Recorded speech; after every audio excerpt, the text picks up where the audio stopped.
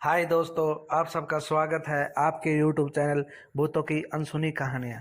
आज जो है मैं कहानी आपको बताने जा रहा हूँ। इसका नाम है आखिरी बस, मौत का सफ़र। चलिए बढ़ते हैं आज की कहानी की ओर। रात के अब 11 बज चुके थे। भाई अब तो कोई बस मिलना मुश्किल है। अगर आज आखिरी बस जरा लेट छूटी होगी तो शायद मिल जाएगी, वरना आज की रात मुझे यही बस स्टॉप पे बितानी पड़ेगी। ऐसे अपने मन में ही सोचकर नागेश ने अपनी बैग ठीक की और सामने एक बेंच पर जाकर बैठ गया। लेकिन नागेश को कहाँ पता था कि आज वो मौत का सफ़र करने वाला था। नागेश एक बड़ा ही होनहार लड़का है। अपने जॉब के बल पर गांव में ज़मीन ली और उस पे घर बनाया। घर वाले हमेशा से उसके पीछे पड़े रहते थे कि शादी कर लो, लेकिन वो कहता था कि अब तक मेरी पसंद की लड़की नहीं मिली। जब तक मेरी पसंद की लड़की नहीं मिलेगी तब तक मैं शादी नहीं करूँगा। उसका कहना भी सही था। उसके दोस्तों की शादियां टूट चुकी थी या फिर उनमें झगड़े चल रहे थे। इसलिए वो चाहता था कि कोई ऐसी मिले जो उसको समझे। नागेश ने अपनी घड़ी घुमाकर टाइम देखा तो रात के 10:30 बज चुके थे। अब उसने बस आने की आस खो दी, लेकिन तभी सामने से हॉर्न मारते हुए एक बस आई। शुक्र है बस आई तो, नागेश ने अपने आप से कहा। कंडक्टर ने दरवाज़ा खोला और नागेश बस के पीछे दरवाजे से अंदर गया। टिकट निकाली और वो आराम से बैठ गया। लेकिन कंडक्टर ने कहा, ये बस आज रास्ते में ही रुकेगी, आखिरी स्टॉप पे नहीं जाएगी। आपको बीच से कुछ इंतज़ाम करना होगा। इसके इंजन में खराबी है, बेहद गर्म हो चुका है। नागेश को और पसीना चालू हुआ। रात बढ़ रही थी, लेकिन परेशानी ख़त्म होने का नाम ही नहीं ले रही थी। जो होगा अब देखा जाएगा, ये सोच के नागेश खिड़की से बाहर देखने लगा। ठंडी हवा अंदर आ रही थी, काफ़ी अच्छा लग रहा था। उसने सामने बस में देखा तो ड्राइवर के पीछे कोई बैठा था। उसने खड़े होकर देखा तो वो एक औरत थी। इतनी रात को इस रास्ते पे कोई औरत को गणेश ने इससे पहले कभी नहीं देखा था। उसने सोचा ड्राइवर या कंडक्टर का कोई रिश्तेदार होगा। अब नागेश को खुद ही नहीं पता था कि अब आगे जाकर कहाँ छोड़ने वाली थी। अब 12 बज चुके थे। बस एक जगह कर आवाज़ करके रुक गई। ड्राइवर बोला, अब यहाँ से बस आगे नहीं जाएगी, तुम उतर कर अपना जाने का जुगाड़ देख लो। नागेश का घर जाने को अभी कम से कम 10 मील का फैसला था और रास्ते से घना जंगल, पैदल जाना खतरे से खाली नहीं था। नागेश नीचे उतरा और रास्ते पे एक जगह जाके रुक गया। उसके पीछे वो औरत भी उतरी। नागेश ने उसको जैसे ही देखा, वो तो बस उसको देखता ही रह गया। वो बोला कि खूबसूरत थी, वो एक लड़की थी। उसको देखकर नागेश अपनी घर जाने की परेशानी भूल गया। वो तो उसको देखता ही रह गया। उसको भी कुछ ऐसा ही खूबसूरत लड़की की तलाश थी। सामने जाकर नागेश ने उससे बात करनी चालू की। आप इतनी रात को कहाँ जा रही हो? ये बस वाले भी ना ऐसे बीच में ही उतार देते हैं। उस लड़की ने एक बार नागेश को देखा। उसकी आंखें बहुत ही खूबसूरत थी। नागेश उसकी आंखों में खो गया। कुछ बोल पाता तभी लड़की ने कहा, मेरा घर यहाँ से पास में है, पैदल जा सकते हैं।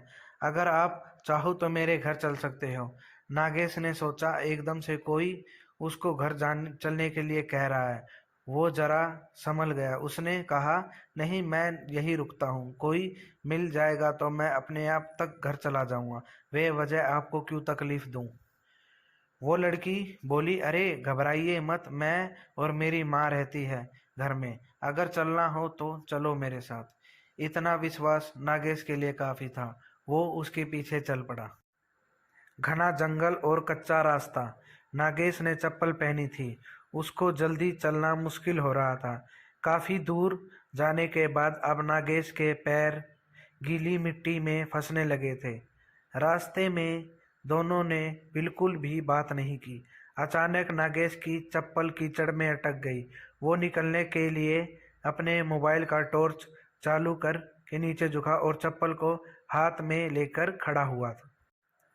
सामने भयंकर अंधेरा था, कुछ भी दिख नहीं रहा था। पीछे वो रास्ता जहाँ वो बस छोड़कर आया था, और ना ही वो लड़की जिससे वो यहाँ तक आया था। उसने आवाज़ लगानी चाहिए, लेकिन आवाज़ क्या देता और किसको? वो नाम भी नहीं जानता था उस लड़की का। हे भगवान, अब मैं क्या करूं, कहाँ जाऊं? नागेश खुद को कहने लगा। नागेश ने अपने मोबाइल में देखा, अब तो बैटरी भी नहीं है ज़्यादा और नेटवर्क भी नहीं था। उस जंगल में लाइट लगाने के लिए काम आएगी सोचकर उसने मोबाइल को बंद किया। लेकिन आजू बाजू देख के पता चल रहा था कि कोई जंगली जानवर नज़दीक आ रहे हैं। उसने चढ़ने लायक एक पेड़ देख लिया और उस पर चढ़कर बैठ गया। वहाँ उसको एक खतरा। अब बैग लेकर वो एक टहनी पर बैठ गया। नींद आ रही थी, लेकिन उसको वो लड़की का चेहरा सामने आ रहा था, और डर था कि अगर सो गया और नीचे गिर गया तो लेने के देने पड़ जाएंगे। इसलिए आंख फाड़ के उल्लू की तरह जग रहा था। नीचे खूंखार जंगली सुअर घूम रहे थे। अच्छा हुआ वो ऊपर था, वरना क्या होता पता नहीं। थोड़ी देर बाद चिड़िया की आवाज़ से समझ आया कि अब सुबह होने वाली है। अब उसका डर थोड़ा कम हुआ। थोड़ा उजाला आते ही उसने वो लड़की का घर तलाश करने के लिए निकल पड़ा। काफ़ी दूर जाने के बाद एक घर दिखा, जरा पुराना सा था। नागेश ने देखा कि अब सामने जंगल थोड़ा कम है, और थोड़े सामने जाकर देखा तो बहुत और भी घर दिख रहे थे। शायद कोई गांव का था। वो वापस उसी तरफ गया। बाहर से आवाज़ आई, कोई जवाब नहीं पाया। उसने खिड़की से झांक कर देखा। दीवार पर कुछ फोटो थे पुराने। उसमें वो लड़की थी जो कल रात उसको मिली थी। उसने कहा, इसकी उसकी माँ भी यही रहती है, लेकिन वो तो कहीं दिखी ही नहीं। नागेश के मन से वो लड़की भूली ही नहीं जा रही थी। वो उसी के घर के बाहर उसका इंतज़ार करते रुक गया। तभी कुछ भेड़ बकरियां लेके एक आदमी आया। नागेश ने उसको देख के उसको पास आते ही सवाल किया, अरे भाई, तुम वो सामने वाले गांव से हो क्या? जंगल में सुनसान जगह पर एक आदमी देखकर वो बकरी वाला चौंक गया। उसने कहा, हाँ साहब, आप कौन हो और यहाँ कैसे? रास्ता भूल गए क्या? नागेश ने कहा, हाँ भाई, कल रात को यहाँ तक आ गया हाईवे से। यहाँ एक लड़की रहती है, मुझे उसके बारे में जानना है। क्या तुम जानते हो? कहा, यहाँ इस घर में मैंने तो कभी नहीं देखा। मैं यहाँ आता रहता हूँ, बकरी वाला बोला। नागेश को लगा शायद ये जानता नहीं है, इसीलिए ऐसे बोल रहा है। उसके जाने के बाद नागेश ने वहीं रुककर उस लड़के का इंतज़ार करना बेहतर समझा। उसको बेहद भूख लग रही थी, लेकिन उस लड़की के सामने उसको और कुछ नहीं सूझ रहा था। शाम होने को आई। वो बकरी वाला वापस जाते हुए नागेश से मिलने आया और पूछा, साहब, कोई आया क्या? आप बेवजह रुके हैं, यहाँ कोई नहीं रहता। नागेश सोचने लगा कि अगर यहाँ कोई नहीं रहता तो फिर वो कौन है जो फोटो में है और मुझे यहाँ तक लेकर आई है? मुझे देखना है वो कौन है। कुछ देर बाद रात भी हो गई।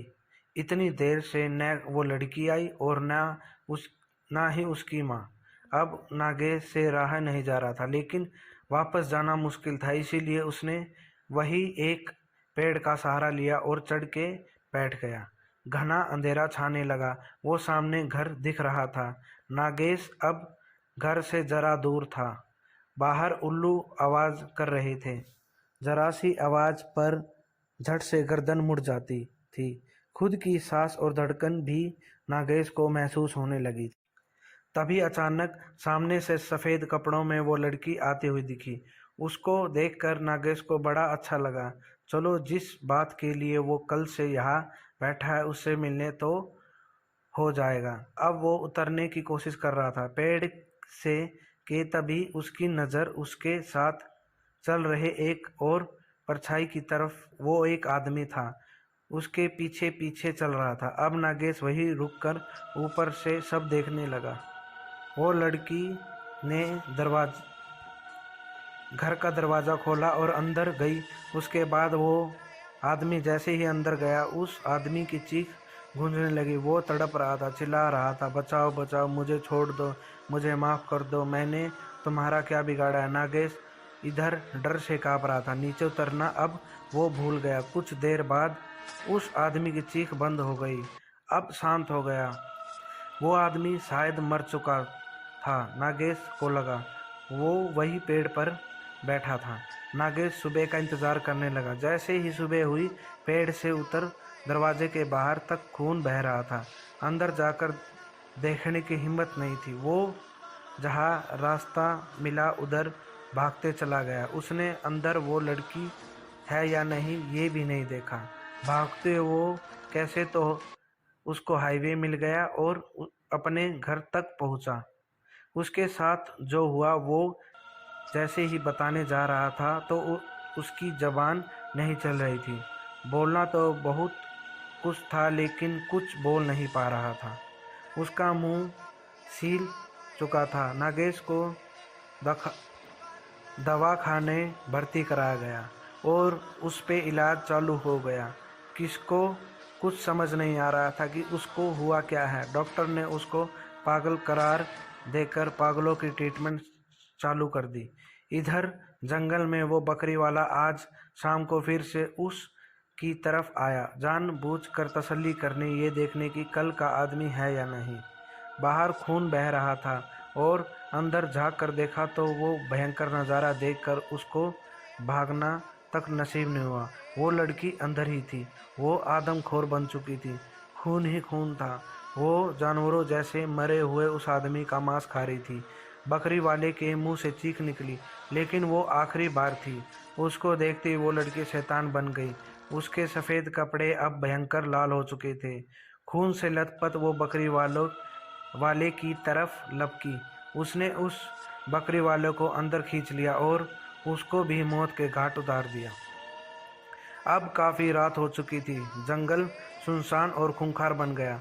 उस खूबसूरत लड़की के अंदर शैतानी आत्मा का राज तो सिर्फ नागेश जानता था, लेकिन अब वो भी पागल हो चुका था।